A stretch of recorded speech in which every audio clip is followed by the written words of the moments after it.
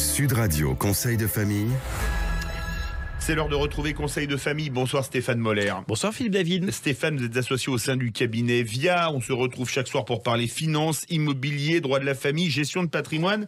Ce soir, nous répondons à Daniel qui souhaite acheter un bien immobilier avec son fils âgé de 15 ans.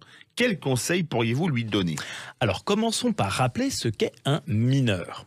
Légalement, un mineur est une personne âgée de moins de 18 ans ne disposant pas de la capacité juridique, c'est-à-dire de l'aptitude à avoir des droits et des obligations et à les exercer lui-même. Comme par exemple agir en justice, conclure un contrat ou obtenir un prêt immobilier. Exactement. Le mineur ne peut donc pas obtenir de prêt pour l'acquisition d'un bien immobilier, et ce, même avec l'accord de ses parents. Mais alors, comment Daniel peut-il envisager l'achat d'un bien immobilier avec son fils ? Alors on va voir que deux choix s'offrent à lui. 1. Acheter un bien immobilier via la création d'une SCI ou alors sous le régime de l'indivision. Commencez par nous expliquer le régime de la SCI. Eh bien, la société civile immobilière permet aux membres d'une même famille de s'associer pour investir dans un bien immobilier. Ça, on le sait. Et d'y associer les enfants mineurs alors que seuls les parents prendront les décisions. Exactement. Le but étant de transmettre un patrimoine à l'enfant qui devient alors propriétaire au prorata des parts qu'il détient dans la SCI.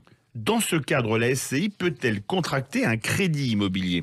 Eh bien oui, une jurisprudence de 2000 a admis qu'une SCI pouvait souscrire un prêt immobilier alors que certains de ses associés sont mineurs sans besoin d'obtenir l'autorisation du juge des tutelles, car l'emprunt est souscrit par la SCI et non par les associés eux-mêmes.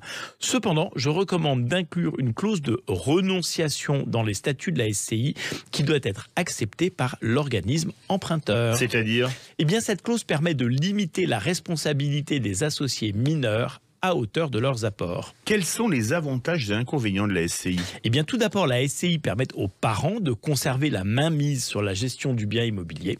Et d'un point de vue fiscal, la SCI permet, en cas de donation de parts sociales aux enfants, de soustraire la valeur du crédit restant dû de la valeur des parts et donc de transmettre le bien à moindre coût. Et qu'en est-il d'un achat en indivision avec des mineurs ? Eh bien, cette solution permet d'acheter un bien immobilier à plusieurs en détenant chacun une part, une fraction du bien. Ainsi, lors de la conclusion de la vente, il appartient aux parents de définir la part appartenant à chacun, part à laquelle il aura souvent droit en cas de revente du bien. L'enfant sera donc co-acquéreur du bien. Quels sont les avantages et inconvénients de cette indivision ? Eh bien, au rang des avantages, l'absence absolue de formalités administratives. Au rang des inconvénients, une quasi-impossibilité d'acquérir le bien à crédit, notamment pour des problèmes de prise de garantie. La question de la répartition des parts entre indivisaires et l'attention qui doit être portée à une requalification pour donation déguisée. Enfin, toutes les décisions de gestion du bien devront être prises à l'unanimité. Merci Stéphane pour votre éclairage. Conseil de famille à retrouver en podcast sur sudradio.fr. Et comme Daniel, vous pouvez adresser vos questions sur le site de Conseil de famille, conseil au pluriel-2-famille.com. À demain. À demain. C'était Sud Radio Conseil de famille.